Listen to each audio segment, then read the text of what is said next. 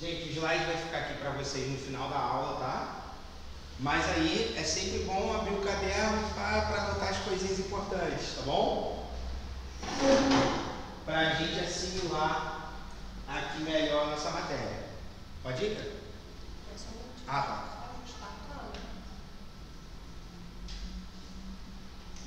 Vocês acompanham lá online, quando estava online, ou acompanhavam só o vídeo depois? Eu não acompanhava o vídeo só depois. Ah, tá. Ok. Não tem problema não. Mas aí é importante, eu vou aqui retomar aqui algumas coisinhas para a gente poder relembrar, tá bom?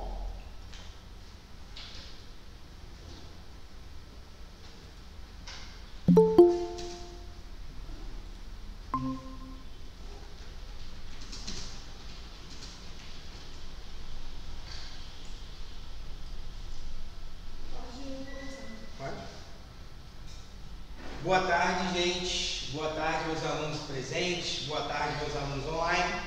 Vamos aqui começar mais uma aula de hoje de História. Lembrando sempre que o foco aqui é a nossa matéria, ok? Para ela.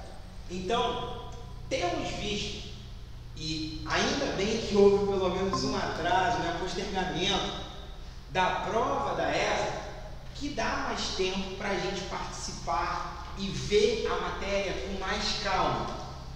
E sobretudo nesse quinto tópico da prova da ESA, que é sobre o Brasil republicano, nós já estamos aqui chegando ao final.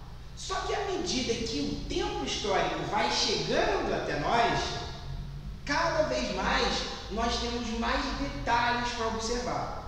Então, isso foi muito estratégico porque quando nós aprendemos o Brasil colonial, foram 322 anos de Brasil colonial. Imagina se eu fosse devagar, né? Não daria tempo.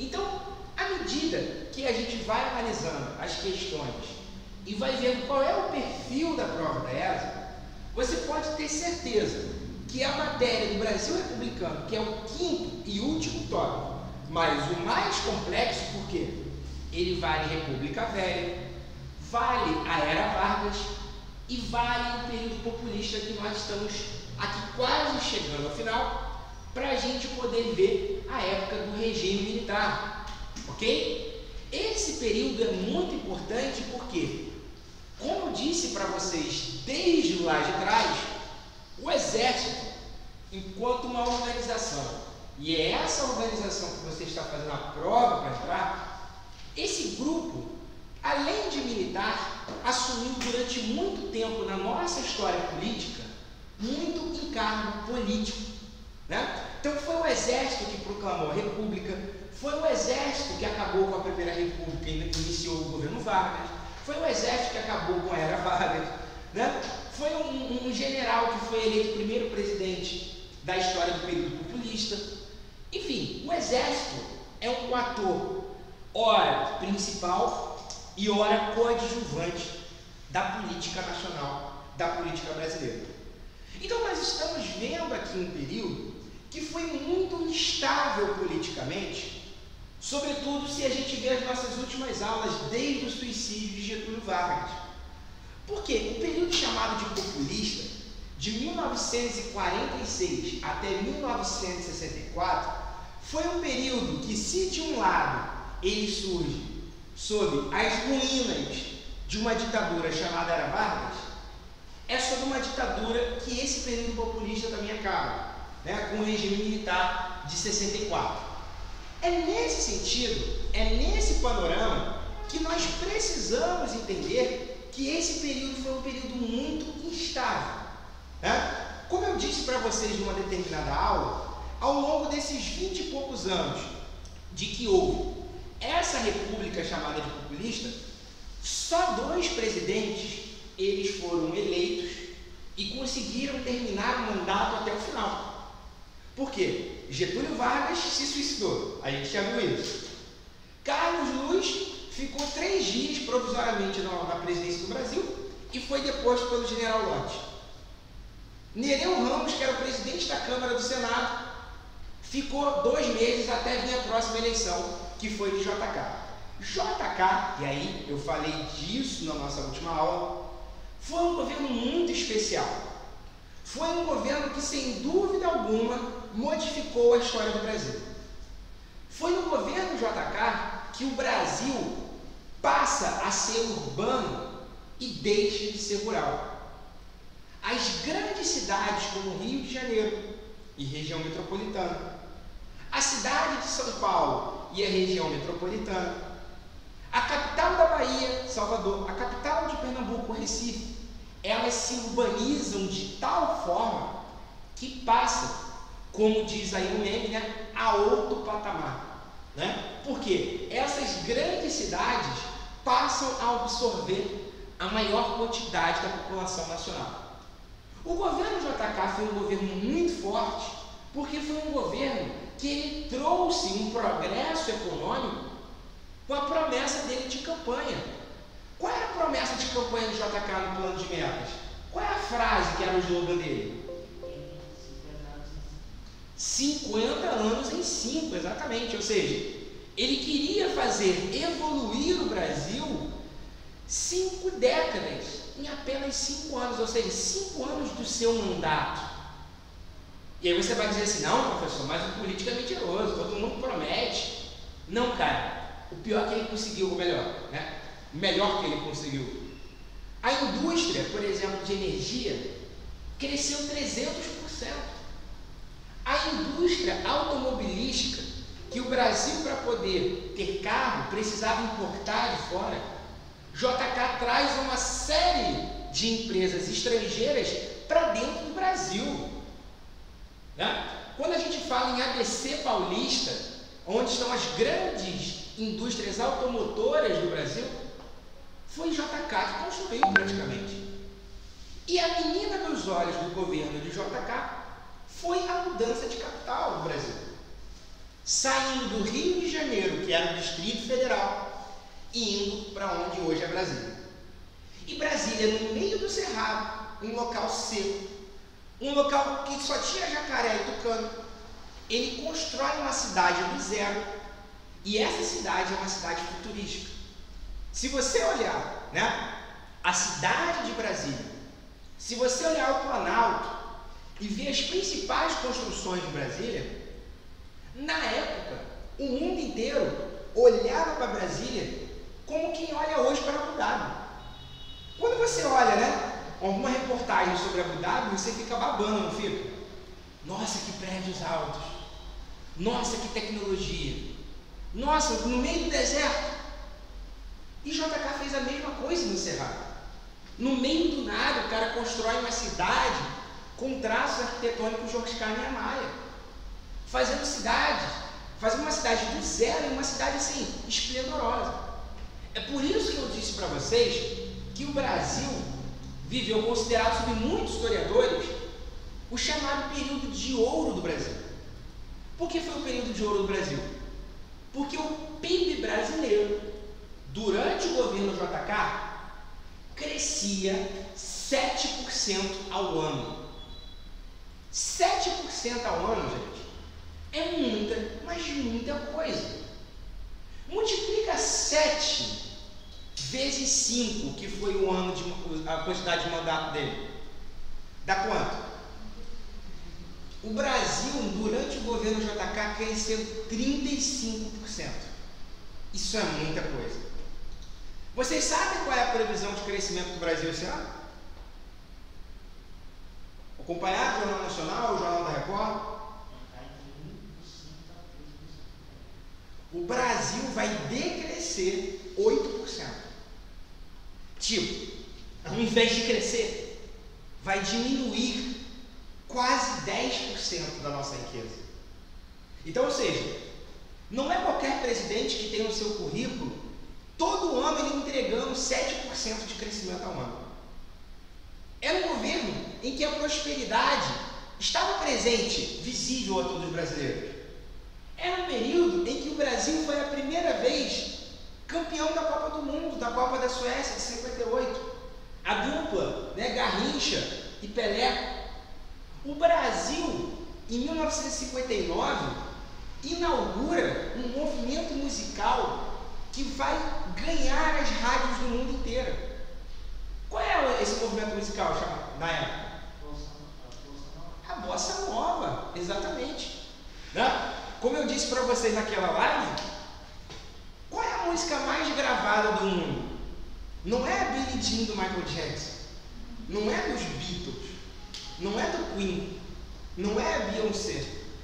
A música mais gravada do mundo é Garota de Ipanema, de Vinícius de Moraes e Tom Jobim. 2 cariocas, 2 brasileiros, que colocam o som brasileiro no estrangeiro.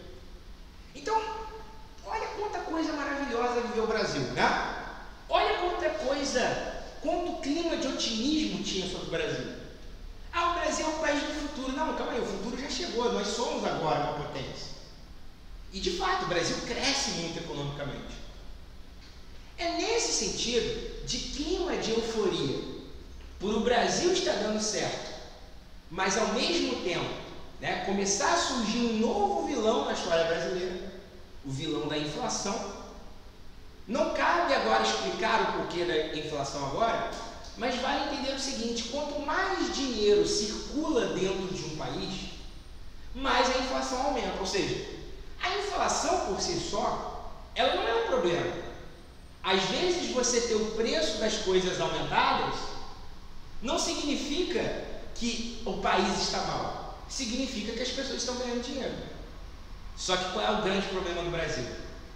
Que um monte de pessoas saem do interior do Nordeste, do interior de Minas Gerais, e vão morar em grandes cidades como Rio de Janeiro e São Paulo, e nas cidades como Rio de Janeiro morar na Cidade de Deus, morar na Massinha, morar na Vila Aliança, morar em favelas. E essas pessoas não conseguem se inserir no mercado da mesma maneira como as pessoas já estão empregadas.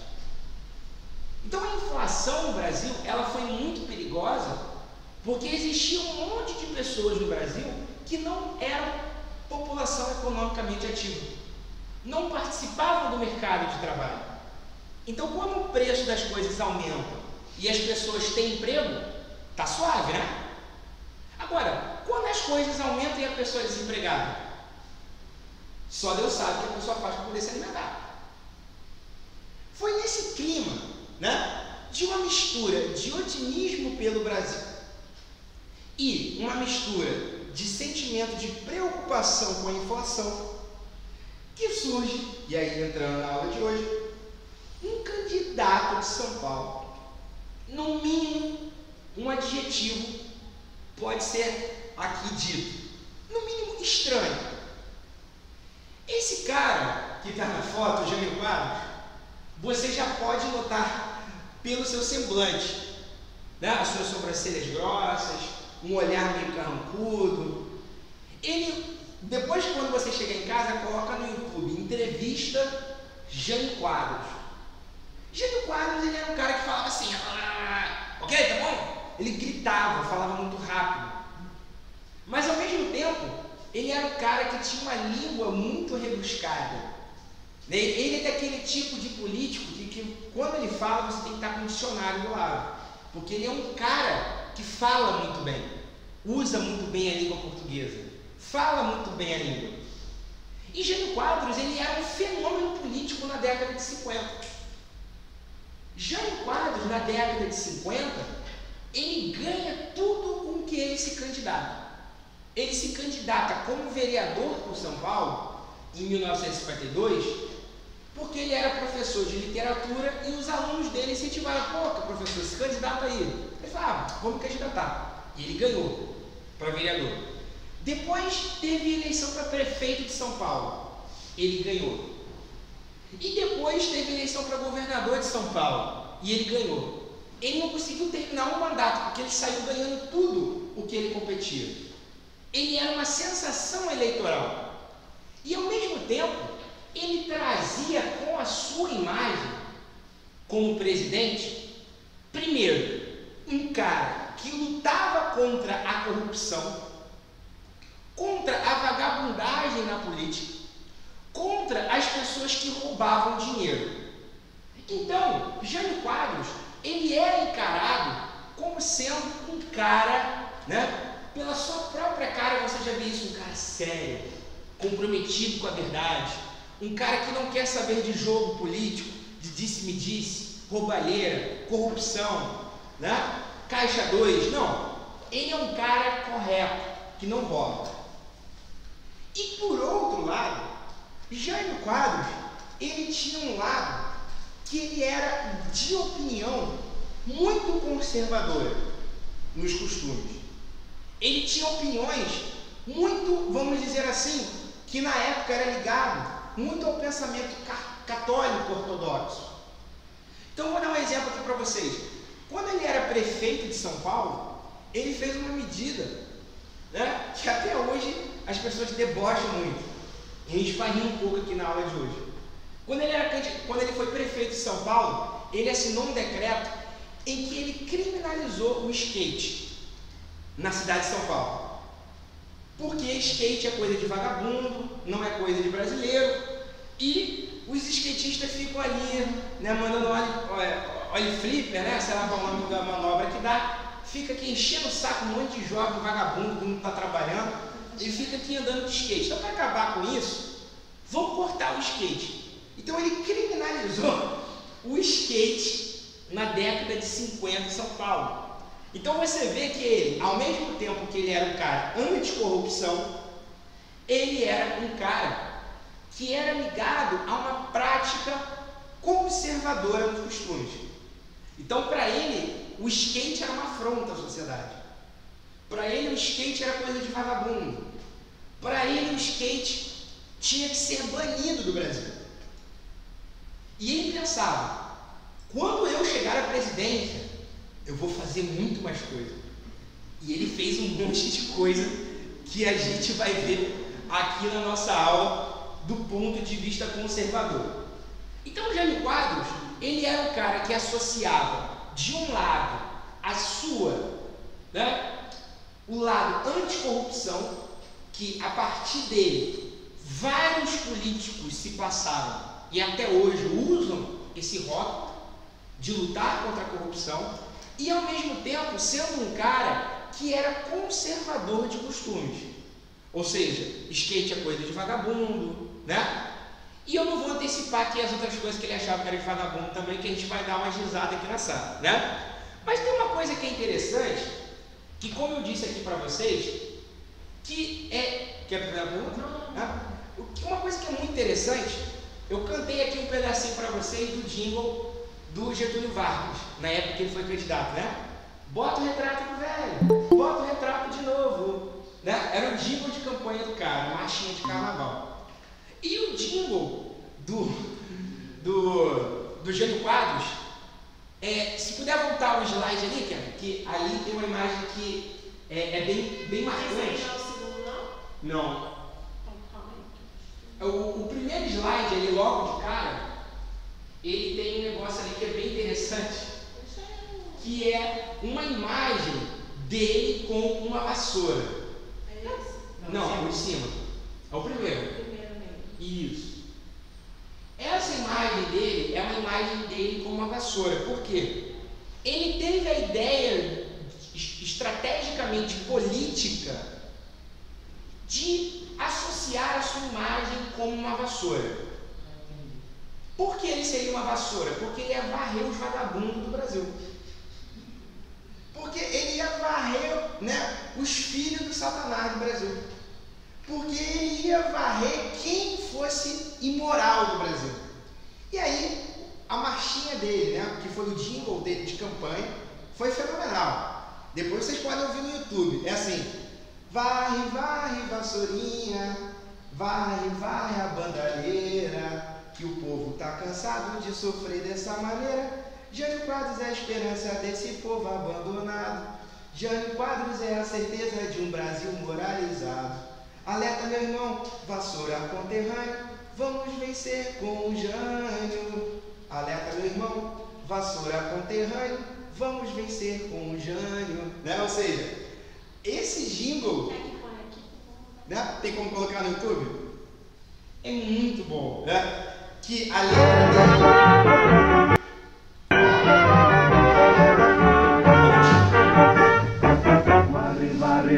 varre, varre, varre, vassourinha, varre, varre a bandalheira. O povo está cansado de sofrer dessa maneira. Jânio Quadros é esperança desse povo abandonado.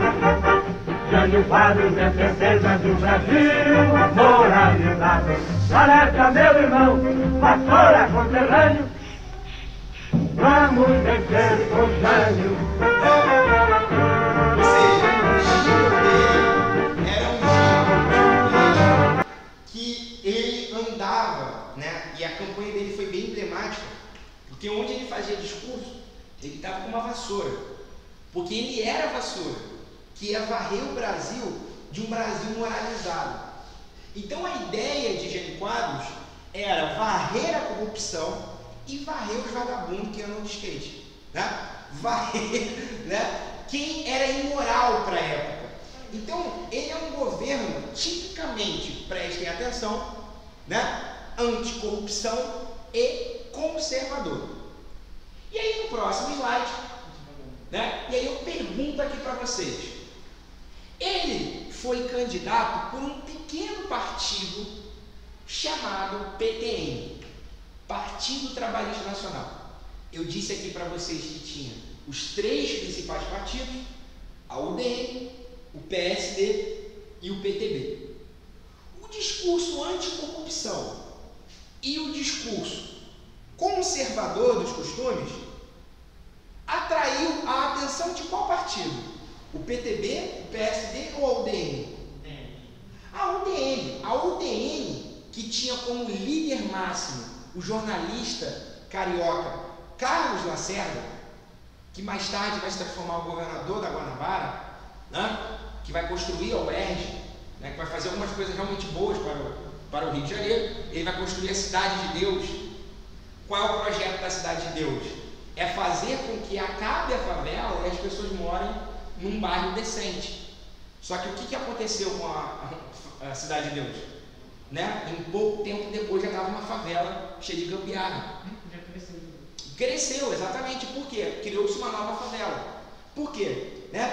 Carlos Lacerda, ele era o representante da UDN e ele era um cara que tinha noção que o Brasil tinha que lutar contra a corrupção e ao mesmo tempo tinha que haver o combate a desvios morais do Brasil, ou seja, do brasileiro. Né? Então eles viam com muito maus olhos qualquer novidade para a época. Por isso que eles são conservadores. Então eles não gostavam do rock na época, né? Eles falavam mal do skate, do surf. Carioca, então, na praia é um vagabundo nato para essas pessoas, né? Então, né, esse pensamento dessa galera vai fazer com que seja eleito Jânio Quadros presidente com 48% dos votos, ou seja, voto pra caramba, né? E apoiado pela UDN. Então, por mais que ele não fizesse parte de um grande partido, fizesse parte de um pequenino partido, ele recebia apoio da UDN e de Carlos Lacerda. E aí uma informação muito importante para vocês saberem na aula de hoje é que, mais uma vez, quem foi eleito vice-presidente nesse governo, porque na época não existia uma chapa única, quando você vota no presidente já vota no vice, né? Na época não, você votava para presidente e votava diferente para vice. Então o povo brasileiro escolheu como presidente um cara à direita, ok? Votou no Jânio Quadros e como vice, muito estranho, escolheu João Goulart, também chamado de Jão, ligado mais à tradição de esquerda, herdeiro político de Getúlio Vargas, como a gente já conversou aqui, né? Então, esse pensamento de Jânio Quadros, de que ele é contrário à corrupção, de que ele é um cara, né, que vai moralizar o Brasil, como ele diz no próprio jingle, né? E ao mesmo tempo, como sendo um cara populista, na medida de que ele diz, olha, o meu governo vai ser um governo para os mais pobres, para os mais necessitados, ele acaba sendo eleito nesse Brasil que está mudando de cara, né? É eleito justamente João Goulart, o eleito Jânio Quadros como presidente e como vice João Goulart. No próximo slide, vocês vão ver duas imagens que são bem interessantes, né? A imagem ali à direita é aquilo que eu falei da campanha eleitoral dele, onde ele ia com uma vassoura para mostrar sua presença. E aí, tem uma foto muito premiada de um jornalista, se não me engano que é do Globo, que ele tirou uma foto no mínimo estranha, né, pai? Muito estranha. Né?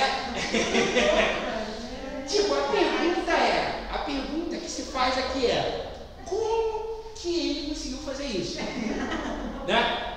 Eu não sei se ele viu, sei lá, Exorcista de Emily Rose, né? Exorcismo, não sei se ele viu esses filmes de terror, mas é uma foto no mínimo estranha. Ele tá com um pé para um lado, um pé para o outro, o tronco para um lado, a cabeça para o outro, né? Com a postura ali, meu filho, né? Com uma coluna dessa não tem como. Mas o cara está todo estranho. E essa foto ela foi muito usada na época para tentar capturar a personalidade dele, né? Porque é um cara minimamente estranho.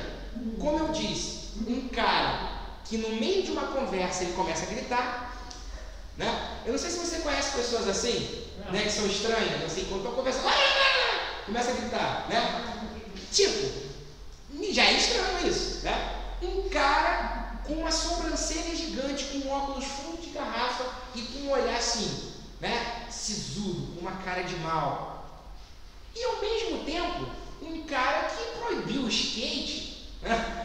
Imagina um presidente, um líder falando assim: não, vamos proibir o skate porque skate é coisa de vagabundo, né? No mínimo estranho. E ele, de fato, no governo dele, como a gente vai ver, ele era um cara meio desvairado, assim, como a gente vai analisar aqui no governo dele. Ele era um cara que, né, ele deu tiro para tudo que é lado. Ele se perdeu no governo. Tanto que ele foi um dos presidentes com o menor tempo de presidência do Brasil. Ele renuncia diante da sua impopularidade logo no primeiro ano de mandato, em 7 meses apenas de governo. Então essa foto ela foi usada na época para zombar da cara desse presidente. Por quê? Essa pose dele era uma pose que a gente se pergunta: como ele fez isso? Como é possível haver alguém que faça isso? Né? Como é possível um presidente fazer tanta besteira em tanto tempo, em pouco tempo? Né? A grande pergunta que se faz é justamente essa. E eu quero que vocês analisem aqui comigo, né? Pode passar o slide. No próximo slide, a gente... Exatamente. Esse próximo slide, ele ajuda a gente a entender que o governo de Jânio Quadros é um governo que é muito marcado pela impopularidade dele. Né? Ele foi um cara que conseguiu arrumar briga com todos os setores da sociedade. Arrumou briga com a UDN, arrumou briga com a esquerda, arrumou briga com a direita, arrumou briga com as mulheres, arrumou briga com todo mundo. Né? Então, a primeira coisa dele, que a gente tem que ter a noção, é que como ele era conservador, ele adota posturas conservadoras nos costumes dos brasileiros. Então, o Jânio Quadros, ele é um cara que ele proíbe as rinhas de galo. Né? As rinhas de galo, na época, era uma grande atração das feiras do Brasil. Era uma grande atração dos bairros, porque era como se fosse uma UFC, só que galinha lutando, e as pessoas que estavam ali bebendo cachaça e apostando dinheiro. Então, esse ato de jogar jogo, ver gente sangrando, no caso uma galinha, né? Galinha se matando, gente apostando e eles enchendo a cara, aquilo ali representava um mau costume. Então o Jânio Quadros, numa canetada só, ele proíbe as rinhas de galo no Brasil, né? Por que ele fez isso? Não sei, né? Por que ele tomou essa atitude? Não sei. Mas ele tinha uma vontade de realmente moralizar os costumes do Brasil, né? Outra coisa que ele faz também, uma lei esdrúxula, que é proibir as corridas de cavalo no meio de semana. Para quê? Meio de semana é dia de pessoas trabalharem, não de ficar apostando em corrida de cavalos de vagabundo, né? Vai trabalhar, pô, né? É a mesma mentalidade que ele proibiu o skate quando ele era prefeito. Porque para ele, ao invés das pessoas estarem andando de skate, ou então apostando em cavalo, ou vendo briga de galo, né? Para ele tinha que trabalhar, pô. Então vamos caçar esse direito do brasileiro. Não pode mais apostar em jogos de cavalo, corridas de cavalo. E a mais, assim, polêmica dele, sem dúvida alguma, e essa é muito lembrada na história do Brasil, é que na década de final de 50 e início de 60, né, começa a ter a consciência das mulheres, da liberdade de escolha, liberdade sexual, liberdade política. E entre uma dessas liberdades era a liberdade de vestimento. E a maior novidade que vinha da França e que veio para o Brasil e que deu muito certo na nossa cultura é o biquíni. Então, o biquíni e os maiôs na praia, na época, eram um escândalo para os setores conservadores da sociedade.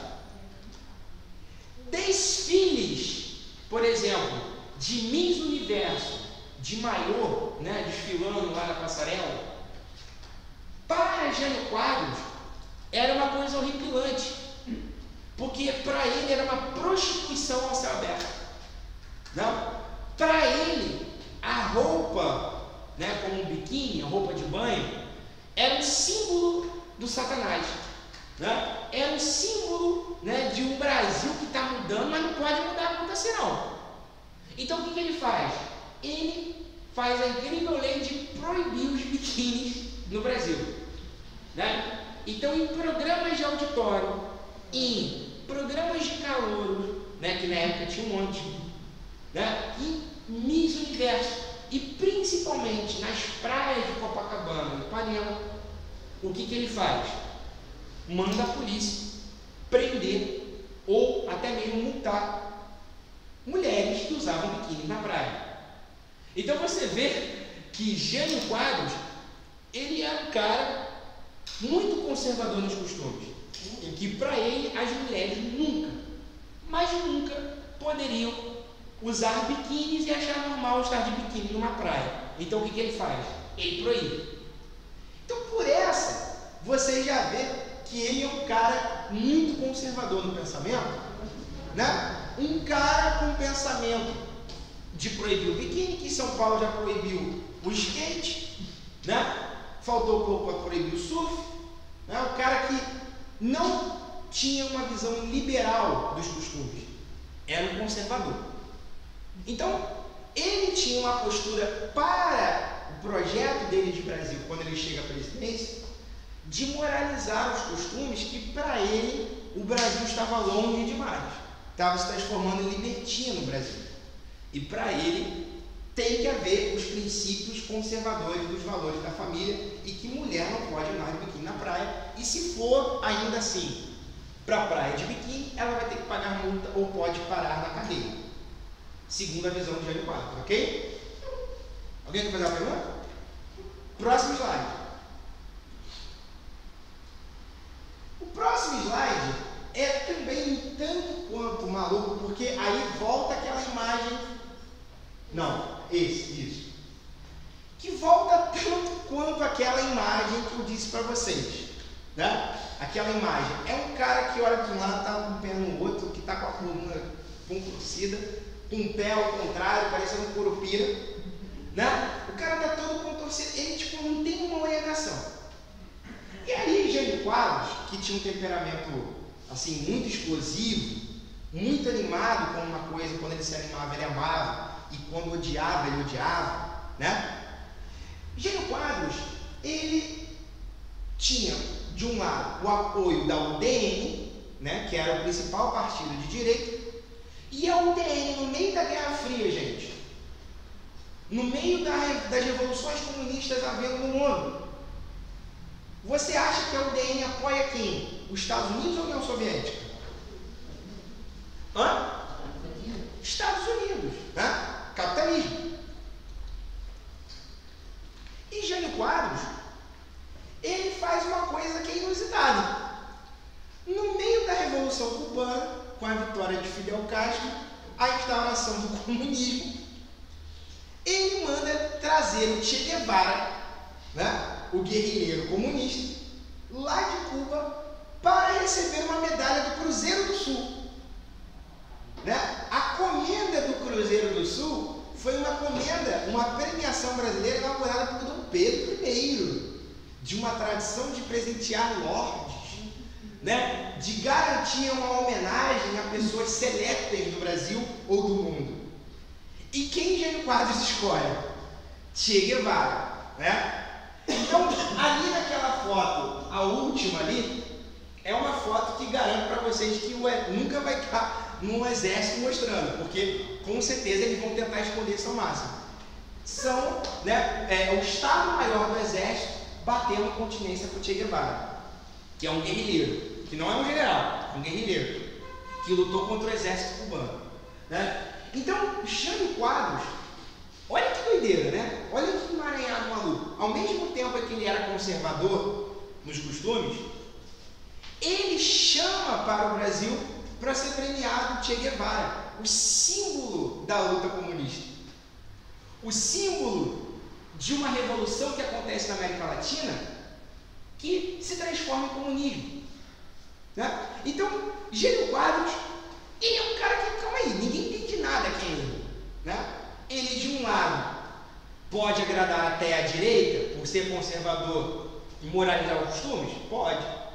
Mas calma aí, o cara está chamando Che Guevara para ser premiado no Brasil, né?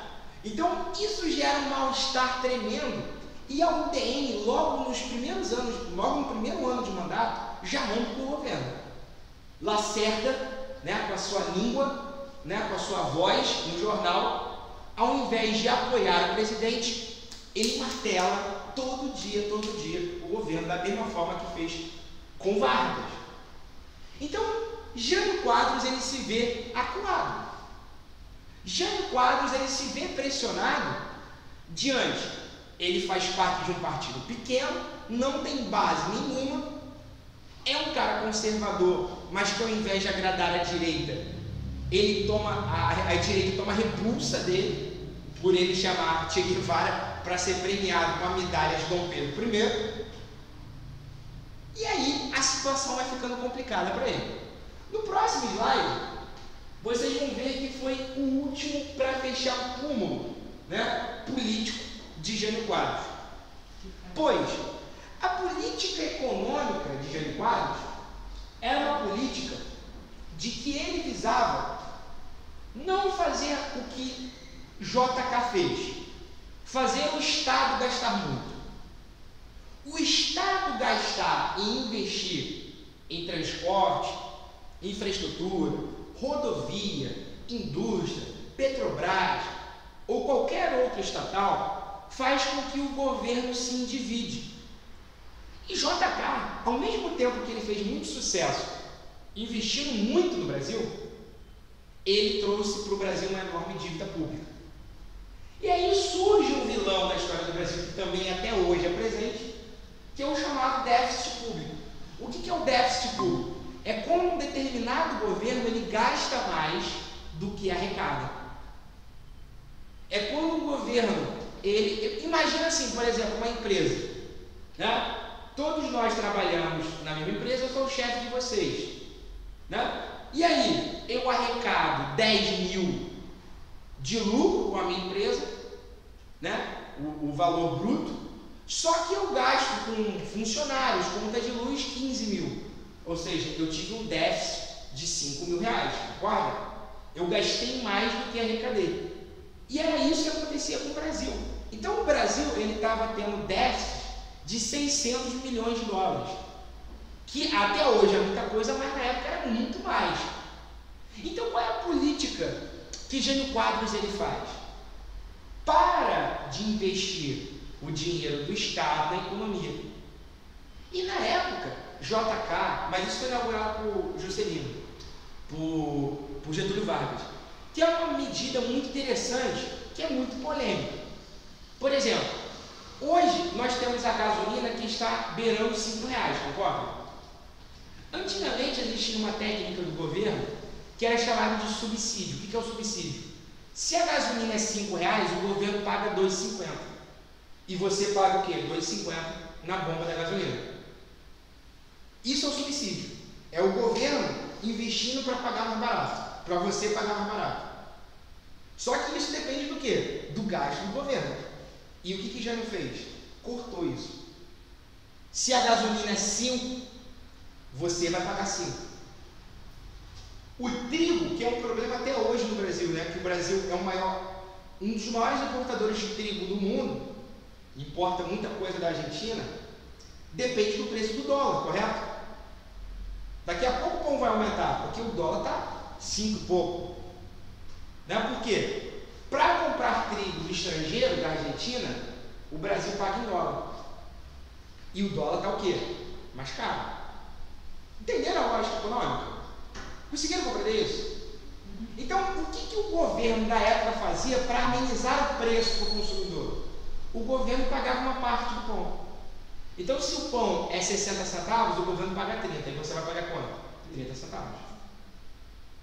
Só que isso é um gasto. E Jânio Quadros não queria gastar. E aí o que ele fez? Cortou o subsídio, logo aumentou o preço do pão e o preço da gasolina no Brasil. E foi nesse contexto de enorme impopularidade e sem nenhum rumo da política nacional que Jânio Quadros se vê claro. Calma aí, eu subi com a direita me apoia. A esquerda me odeia. Aumentei o preço do pão, o preço da gasolina. O que será do meu governo agora? Qual vai ser a minha saída? Como que eu vou conseguir terminar o meu mandato se eu não tenho mais apoio de ninguém na política? E aí no próximo slide, a última loucura de Jânio Quadros. Jânio Quadros, depois do dia, numa solenidade no dia do soldado, que é no dia 25 de agosto, né, semana que vem, dia do soldado, depois de uma homenagem aos soldados em Brasília, ele faz um discurso dizendo que estava renunciando do poder.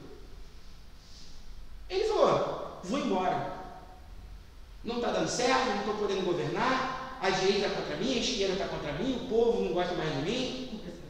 E aí ele, né, escreve uma carta e renuncia à presidência do Brasil. Né? Até hoje, muitos historiadores eles tentam traduzir o que isso significa. Né? Primeiro, a gente tem que ter a noção do traço pessoal, né, do cara, porque afinal de contas, quem faz a história são as pessoas. E tem pessoas que têm, né, instabilidade emocional, tem pessoas que têm toque, tem pessoas que têm manias disso, manias daquilo.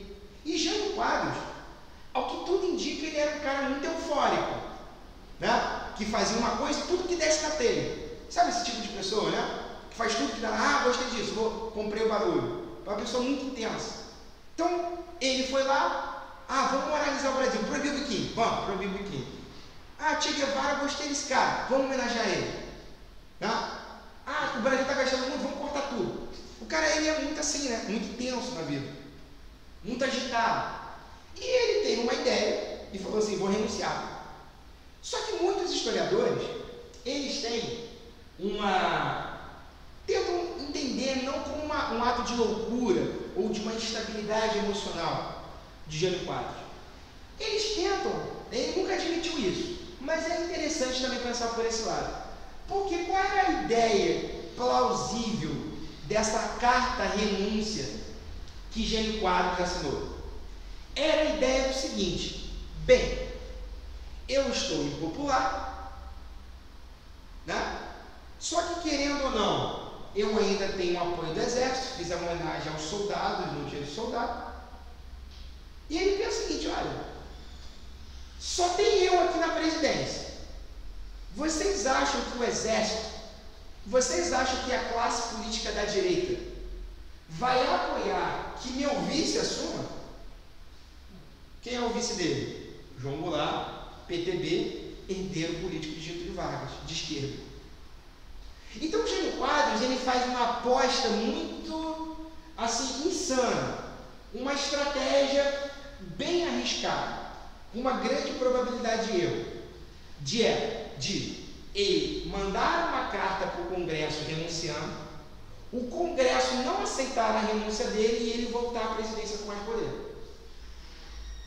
Só que dá tudo errado, porque ninguém quer ele no poder e, justamente, ele cai fora. Como eu disse, era uma estratégia muito arriscada, com uma grande probabilidade de erro, e deu erro. Né? Por quê? Ele possivelmente tinha uma ideia de que ao renunciar, né, ele ia fazer o seguinte, né? Opa, ninguém quer o Jango, ninguém quer um cara de esquerda, então volta mesmo, né? Vem você mesmo, Jânio Quadros, fica aí no poder e faz o que tu quiser, né? Só que não foi isso que aconteceu, e como a gente vai ver na próxima aula, isso vai dar um pano para a manga danado, que ele vai botar mais lenha na fogueira num momento de instabilidade nacional. Então Jânio Quadros, ele abandona a presidência após 7 meses de poder, 7 meses fazendo só coisa boa, né? no poder, né? Agradando a todos os brasileiros, e ele sai do poder e volta para sua escola para dar aula de literatura, né? O cara é bem estranho. Na década de 50 ele venceu para vereador, venceu para prefeito, venceu para governador, venceu para presidente, e ele troca tudo e vai dar aula dele de português na escola dele, né? Ele abandona. É por isso que até hoje as pessoas não entendem muito bem, né? Porque como que o cara faz isso, né? Mas enfim, né? O cara fez, e isso que é importante para a gente entender na história do Brasil, né? Quando ele sai do poder, ele deixa um grande pepino. Por quê? Ele manda o seu vice-presidente, João Goulart, fazer uma missão diplomática na China comunista. Então, quando ele renuncia, João Goulart está na China comunista, junto com Mao Tse Tung, né? E aí, mais um indício de que era essa estratégia, né? Porque afinal, ó, o meu vice está lá na China, vindo com os comunistas todos para cá para invadir o Brasil. A estratégia dele era, opa, não, eles não vão aceitar a minha renúncia e eu vou governar com mais poder. Só que não foi isso que aconteceu, ele renunciou, ninguém foi para a rua pedir a volta dele, né? Nenhum soldado ameaçou golpe para botar o Jânio no poder de novo, e a presidência fica vaga enquanto o vice-presidente está lá na China. E aí, como a gente vai ver, né, na história do Brasil, na próxima aula, do presidente João Goulart, quanto trabalho deu para ele poder assumir a presidência, né? E foi justamente ele que foi o presidente que foi afastado do poder pelo golpe, iniciando-se uma nova ditadura. Ok? Então esse período é um período de história bem intensa, né? De presidentes e pessoas muito intensas, movidas por paixão. Afinal de contas, Getúlio Vargas, ele se matou em nome da política. Lembra que eu expliquei para vocês, né? Um presidente se suicidar para não tomar um golpe, né?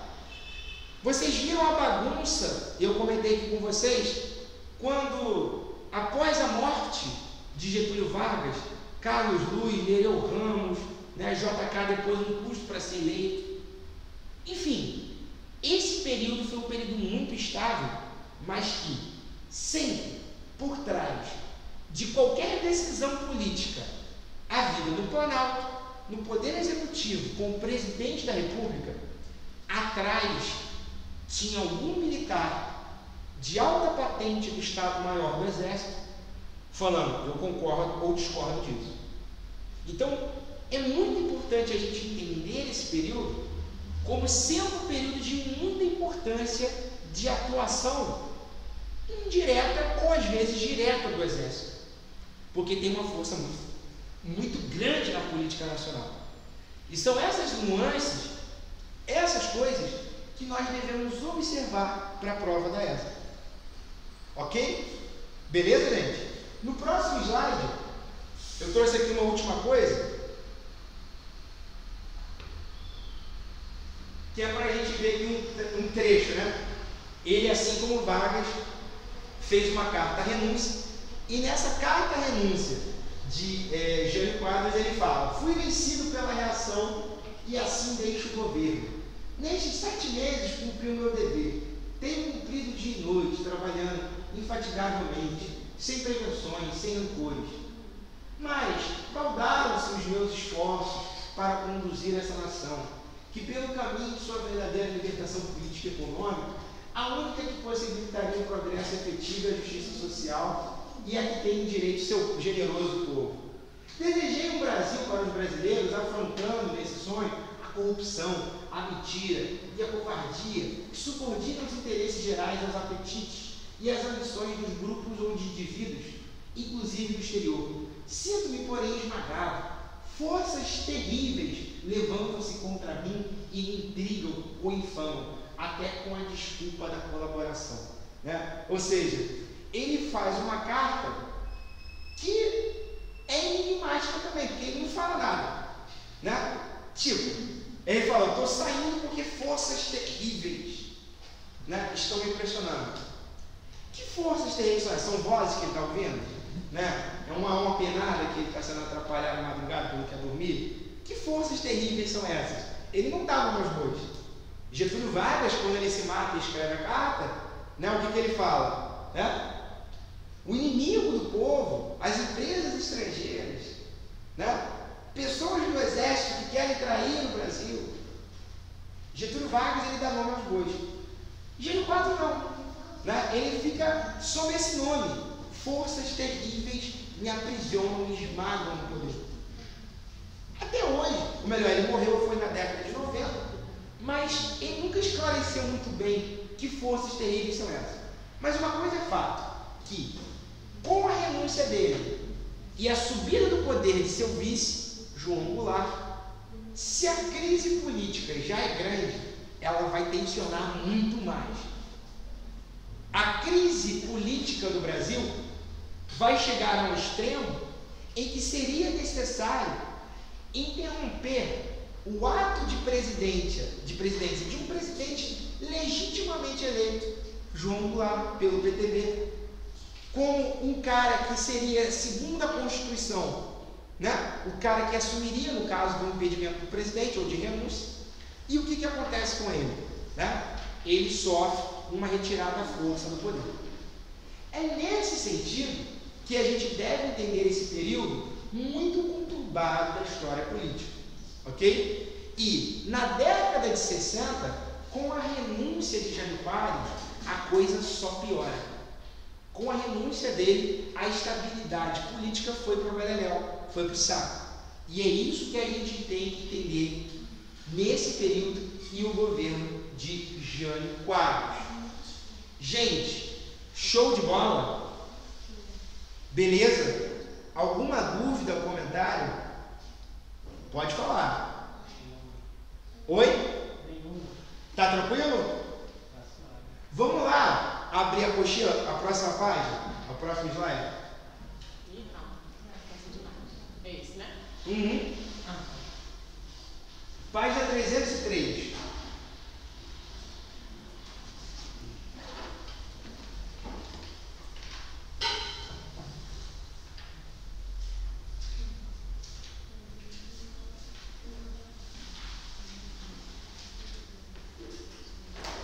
Página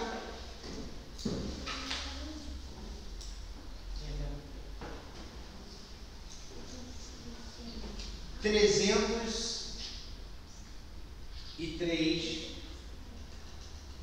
da apostila de vocês.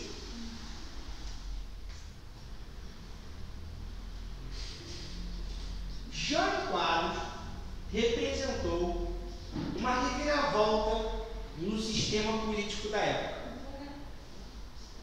A pergunta que eu faço a vocês é: por que Jânio Quadros ele representou uma reviravolta? Por que ele foi uma reviravolta da política da época?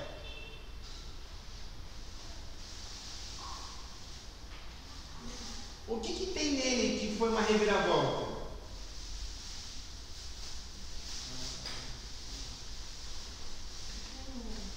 São vários elementos.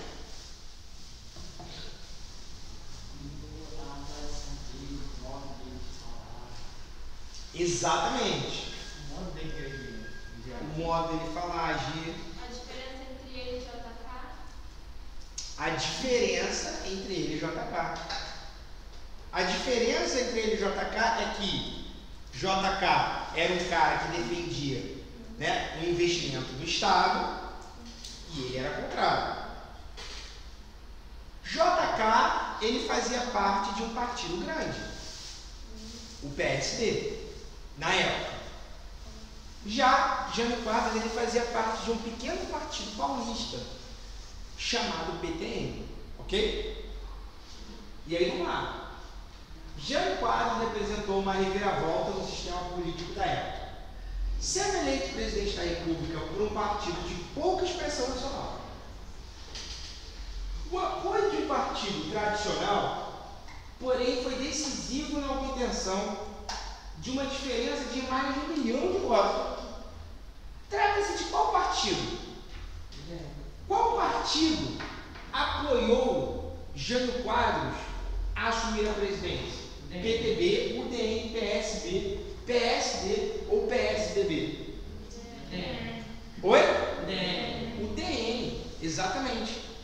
A UDN enxergava em Jânio Quadros a oportunidade de chegar ao poder.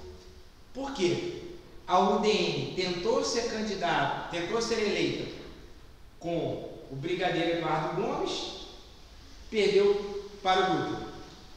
Tentou novamente com o Eduardo Gomes e perdeu para Getúlio Vargas. Tentou, né, com o Juarez Távora, com o JK e perdeu.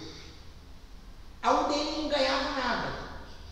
Mas Jânio Quadros, ele se apresentava como sendo o quê?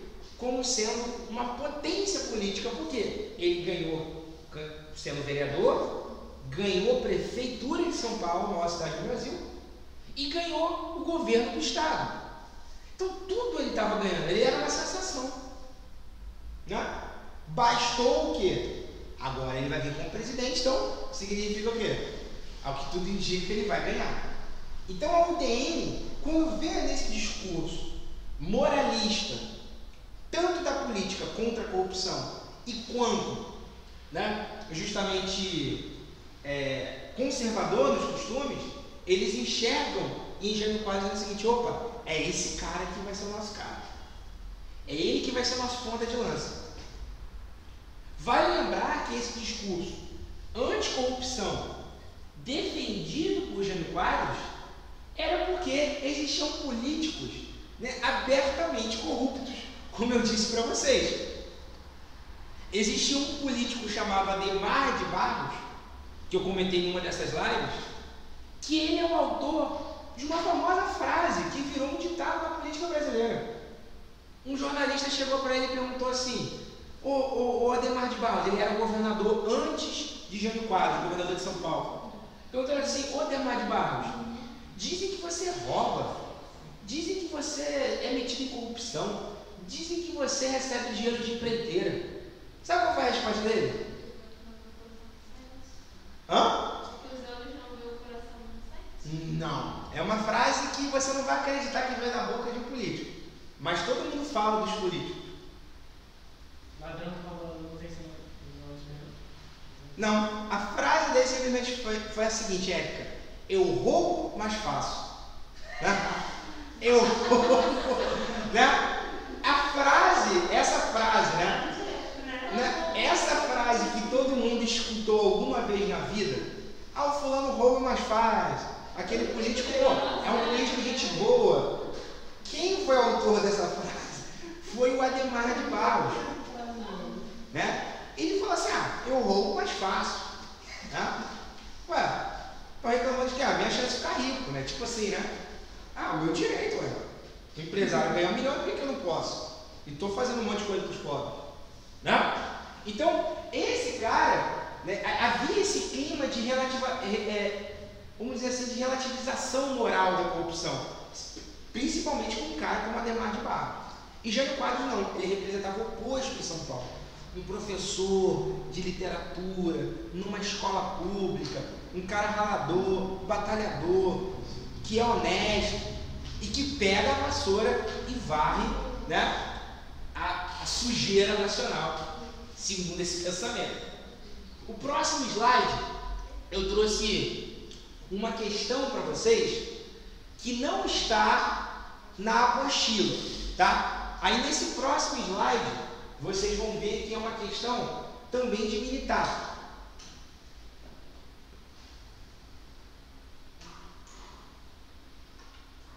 Ó, eu quero ver quem vai acertar essa, hein? Vamos lá. Na foto, quem é esse daqui? Tudo bem que não dá pra ver direito, né? Esse aqui é o Gênio Quadros. Esse é o JK. Quem é o vice de JK e o vice de Jânio? João Goulart, do PTB, exatamente. Aí tá lá. Essa fotografia foi tirada em 1961, no dia da posse, em Brasília, ou seja, a nova cidade, em Brasília, com Jânio Quadros.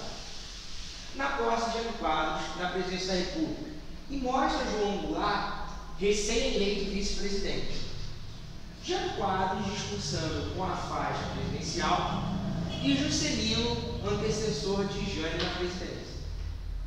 A pergunta é: a imagem registra um momento marcante da vida política nacional, pois por que essa imagem é um registro da história do Brasil?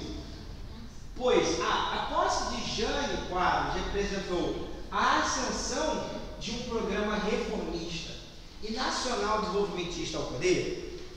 B. A sucessão de JK inaugurou um período marcado de crescimento econômico e estabilidade política. C. Jânio e Juscelino foram aliados na implantação de uma agenda economicamente liberal. D. Apenas muito tempo depois, um presidente civil eleito pelo voto popular tornaria a entregar a faixa a seu sucessor. E aí? Qual é a única alternativa correta? Vem aí teu neurônio aí, ó. Pensa aí devagar. Porque essa daí é cheia de informação mesmo.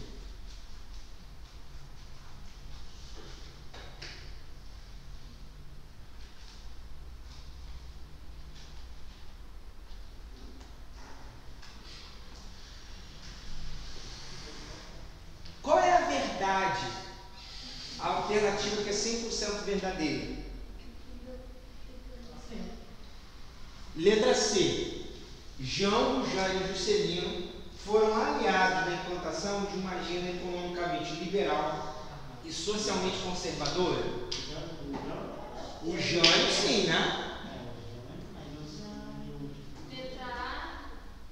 Letra A. A posse de Jânio Quadros representou a ascensão de um programa reformista e nacional desenvolvimentista. O nacional desenvolvimentismo é uma ideia típica de qual presidente? Do JK, Juscelino Kubitschek. O que é o nacionalismo? O nacionalismo é o Estado brasileiro investindo na economia. O que é o liberalismo? Empresas de qualquer lugar do mundo, mas que tenham dólares, podem investir no Brasil. E o que é o nacional desenvolvimentismo?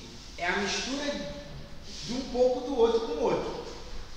Tem que haver estatais, mas o governo vai abrir para o investimento estrangeiro no Brasil.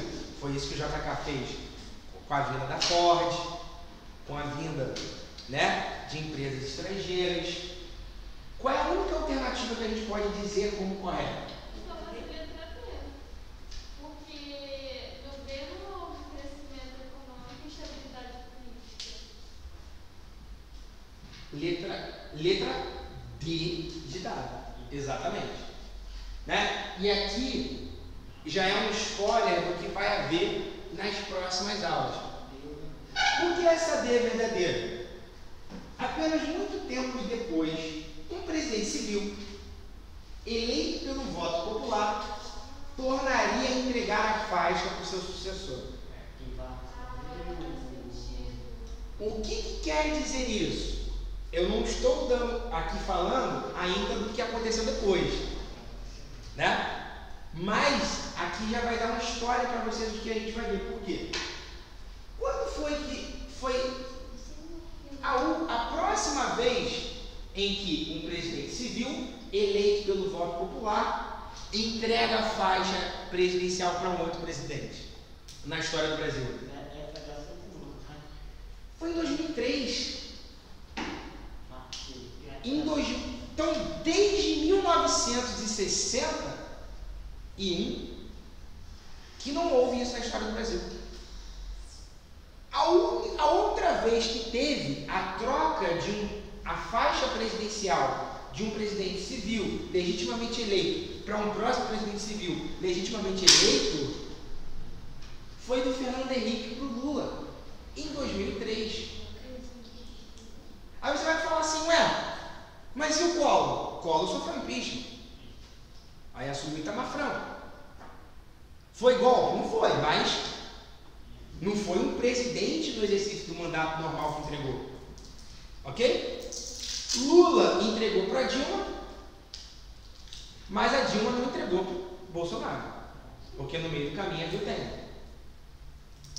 Ok? Então você vê que na história do Brasil é muito comum e é muito presente, tipo, um presidente assumir e não terminar o mandato por algum motivo. Seja porque ele se matou, né? Seja porque ele renunciou, seja porque ele foi impedido, seja porque ele tomou um golpe. Então é muito recorrente na história do Brasil isso.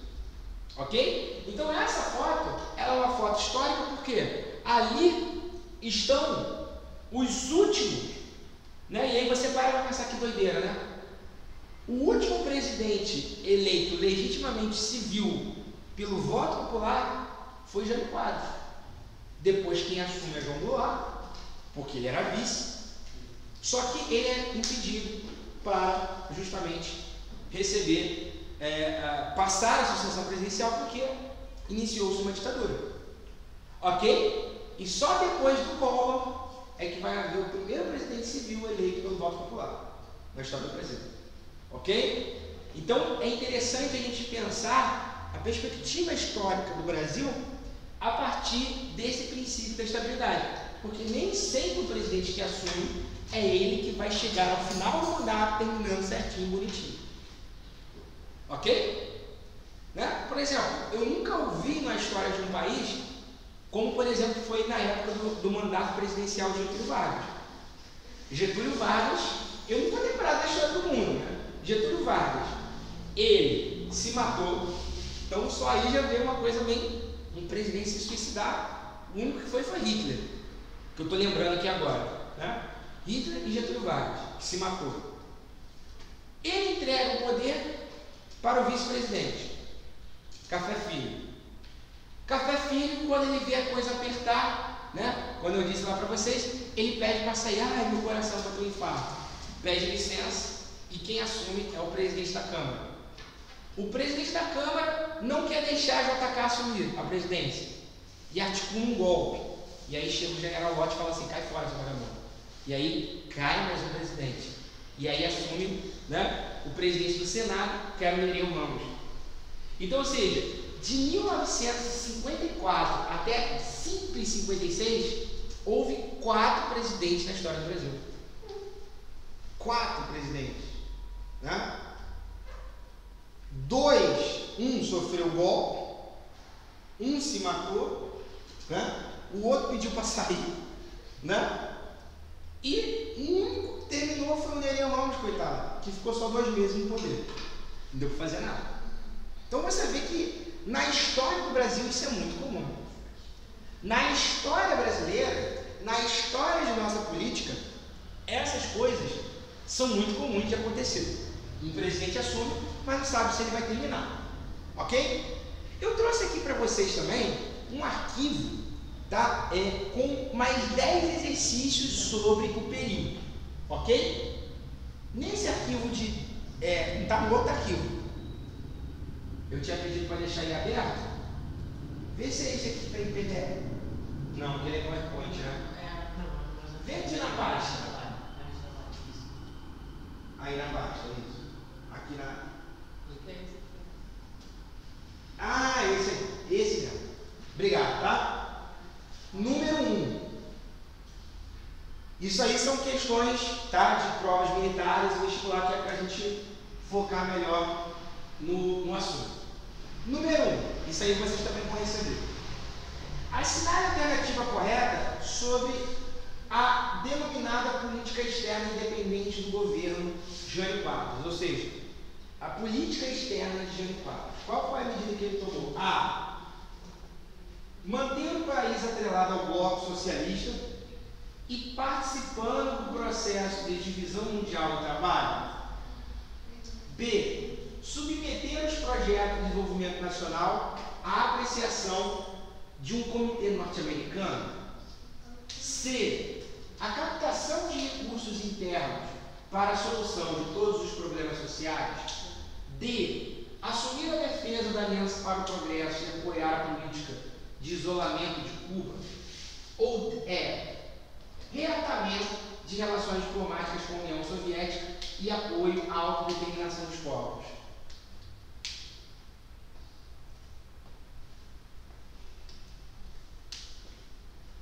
Qual é a política externa baseada em Jânio Quadros? Jânio Quadros, quando ele chama o Che Guevara para ser premiado, não era porque ele era comunista, era porque, se antes de Jânio Quadros quem mandava na política externa era os Estados Unidos,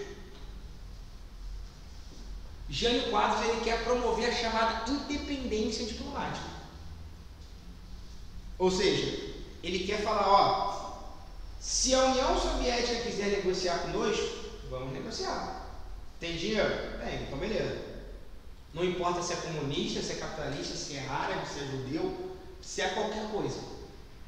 Isso é política externa independente. Agora, uma política externa ideológica é quando eu apoio conscientemente um governo e prejudico outro.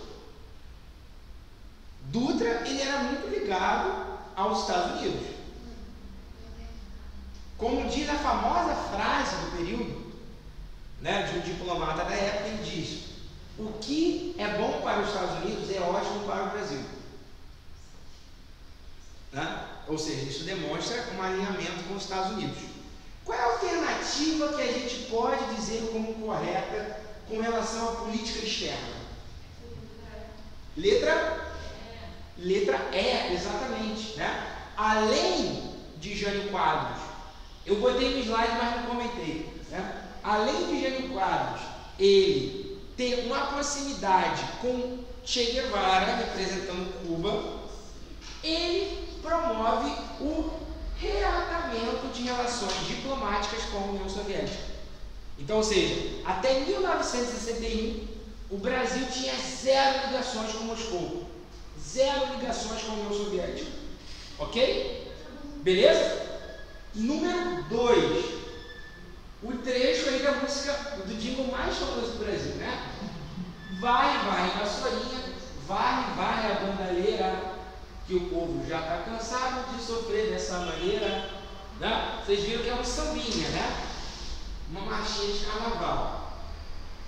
Não é de hoje que os nossos políticos prometem varrer a bandalheira do país. Esses versos fizeram parte das campanhas eleitorais que levaram à presidência da República um desses personagens chamado Dutra, João Goulart, Getúlio, Jânio ou Juscelino. Exatamente, né? Jânio Quadros, ok? Sem dúvida alguma. Melhor jingle da história, né, do Brasil. Número 3. O presidente Jânio Quadros apresentou-se na vida política brasileira como um líder que varreria a corrupção e solucionaria os problemas do país. Sua prática política provocou insatisfações em virtude de sua forma de governar. Ou seja, isso aqui já explicitou tudo que a gente conversou. Dentre as opções abaixo, assinale a que não, ou seja, qual delas não condiz com o perfil de Jânio Quadros quanto presidente da República. Não condiz. A adoção de medidas esdrúxulas, como, por exemplo, a proibição de corrida de cavalo em dias úteis e uso de biquíni de desfiles, não. Ele não seria maluco de fazer isso, né? B. Opção por medidas econômicas austeras, como restrição de crédito e congelamento de salário. C. Ampliação do número de parceiros comerciais para o Brasil, levando em conta a orientação ideológica dos países com os quais estabeleceram relações comerciais. D. Adoção de práticas demagógicas e populistas que acreditavam aproximar das grandes massas, como, por exemplo, comer sanduíche de mortadela durante os comícios. É a tentativa de um controle inflacionário através de uma política econômica extremamente ortodoxa. Ou seja, qual delas ele não fez? Qual delas não tem a ver com ele?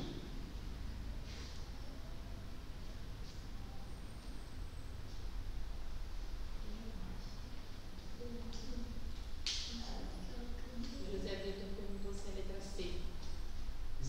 se a letra C. Vamos lá.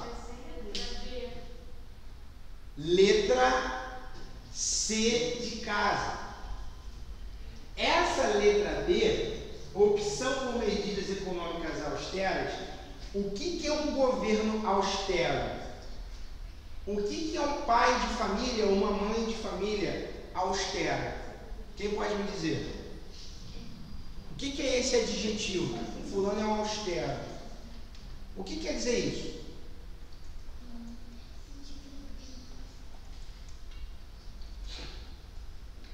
A gente vê no noticiário econômico. O governo vai adotar uma política de austeridade. É aquele de controlar a economia. Tá chegando. A austeridade é quando, por exemplo, estou dando um exemplo, tá bom? Assim, não tem nada a ver com a nossa vida pessoal. Quando a gente vai chegando no final do mês, tipo lá pro dia 21 de agosto, tá entendendo? E aí quando você recebe o salário no dia 5, quando chega no dia 21, né, no dia 5 você leva a namorada ou o namorado para passear, né? Leva o filho pro parque, né? Compra perfume pra mamãe, pro namorado, pra namorada, né? Só que quando chega no dia 21 de agosto, qual o presente que você dá pro seu namorado, pro seu filho, pra sua mãe? Um abraço, que é uma, né? Você fala assim, mamãe, né? Ou então um mozão. Um abraço é o melhor presente que eu posso lhe dar, né? Porque é saúde, é vida, é contato físico, né? Mas no início do mês você tá como? Presenteando por quê? Pô, paradinha legal, né? Para dar um passeio, comer uma comida maneira, dar um brinquedinho pro filho, né? Agora, no final do mês, a gente está austero. Ou seja, o que é austeridade? É quando você economiza dinheiro e evita gastos. Ok? Então, a austeridade é um governo que não gasta muito, é um governo que não investe em muitas coisas, é um governo que não aumenta salários, ou pelo contrário, às vezes até diminui. Ok? Isso também é sinônimo, dentro do linguajar econômico, como ortodoxia. Então, ortodoxia na economia ou austeridade significa a mesma coisa, ou seja, evitar gastos, evitar aumentos, evitar reduzir salários, ok? É um governo que não gasta. E vamos fazer a última saideira, Número 4, ali mais embaixo, será que ele abriu aí? Olha que cara legal, né? Tipo, daí um belo papel de parede, né? Do Windows, né? Imagina, você, vai botar o celular para despertar, né? Acordar 4 da manhã. Qual foi a resposta do anterior? A resposta é letra C, o Zé Vitor acertou. Letra C, tá? Valeu, Zé Vitor? Letra C. Aí você está lá acordando 4h30 da manhã e você vê uma foto desse cara, né? Você começa a ter um dia melhor, né? Vendo o rosto de Jânio Quadros. Não, alguém pior que você.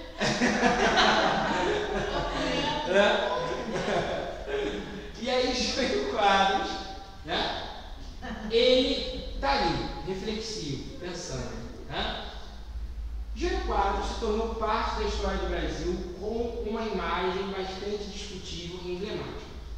O personagem que criou de si, a partir de sua imagem, divide opiniões. No entanto, sua política para combater a alta dos preços das altas mercadorias, a partir da inflação acumulada no governo JK, foi um marco da economia. Quais as principais medidas de sua política de austeridade, que eu acabei de explicar para vocês? A. Aumento dos salários dos trabalhadores. B. Um aumento de crédito às empresas. C. A desvalorização do cruzeiro buscando investimento estrangeiro no país. D. Um aumento do subsídio federal para o desenvolvimento da economia. E. A valorização do cruzeiro, o aumento do poder de compra para o brasileiro. Qual foi a medida econômica adotada por Jânio Quadros como sendo uma das principais medidas de austeridade do seu governo? Desvalorização do cruzeiro buscando investimento estrangeiro no país. E aí, Zé Vitor, qual? Fala aí comigo. Galera, vamos lá. Qual que vocês acham? A, B, C, D ou E?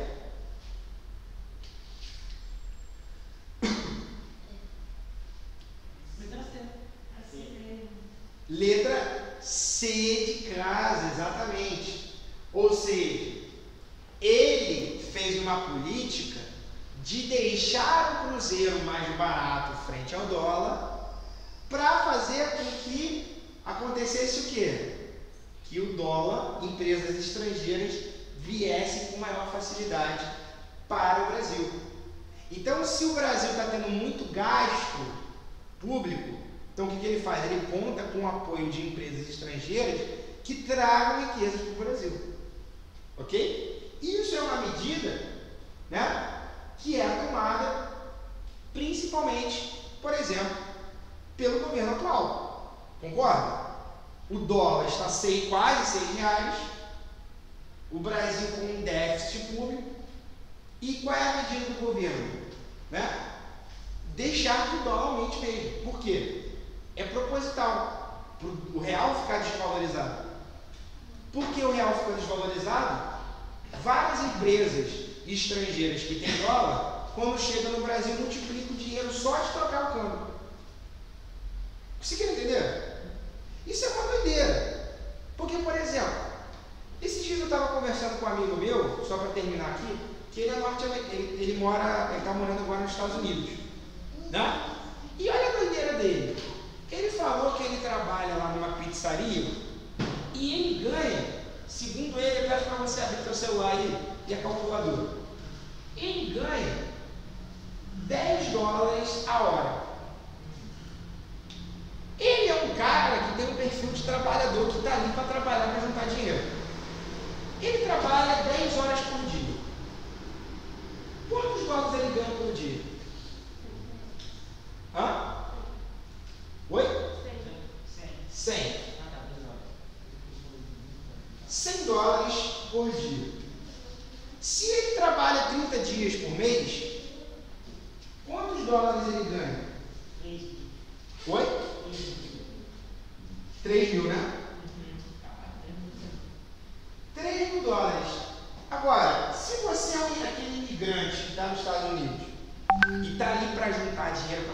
você é um cara austero, não gasta com nada, né? E você quer ficar com tudo que você está ali, vamos supor que você trabalhe lá 3 meses. Quanto que você vai ter de dólar? 9 mil dólares. E aí o que vocês vão fazer? Multiplicar isso aqui por 5,60, que está o dólar hoje. 5,61. 5,61, dá quanto? 16.830. O que? 16 mil? Não, mais. 50 mil, então, ou seja, você com 3 meses de trabalho de um garçom nos Estados Unidos, você junta mais dinheiro do que, por exemplo, um delegado da polícia aqui no Brasil. Tá? Por quê? O real está desvalorizado. Se você pegar o peso argentino, vai passar no caso 100 mil. O peso argentino é muito mais desvalorizado. Muito mais, né? E a economia da Argentina é dependente do dólar. Exatamente. Eles compram muito, tanto dentro da Argentina, você consegue comprar em dólar, não nem precisar do peso argentino, muitas das vezes. Meu amigo foi com a gente, ele falou, eu usei dólar, não usei peso argentino, eu só tive que trocar real por dólar, que a moeda peso argentino é muito desvalorizada. Não, é incrível, cara. Por exemplo, eu tive a oportunidade de ir para o Uruguai. Isso foi o quê? Em 2015, 2014, sei lá. Tipo, lá no Uruguai é muito doido porque você vai num shopping no Uruguai e lá tem 2 preços, o preço em dólar e o preço em peso. Mas no geral, no Uruguai, como é que funciona a parada? A pessoa que quer comprar uma TV, compra em dólar. Quer comprar uma bala, compra em peso. Entendeu? As coisas baratas, você compra com a moeda nacional. E coisas mais caras como um computador, um carro, você compra com dólar, porque senão você vai ter que levar uma mochila de dinheiro. Tá entendendo? Então é muito mais cômodo você pagar em dólar nesses países. Então no Uruguai também presenciei isso. Gente, show de bola, tranquilo? O arquivo vai ficar disponível para você entre hoje e amanhã, tá bom? Valeu, galera!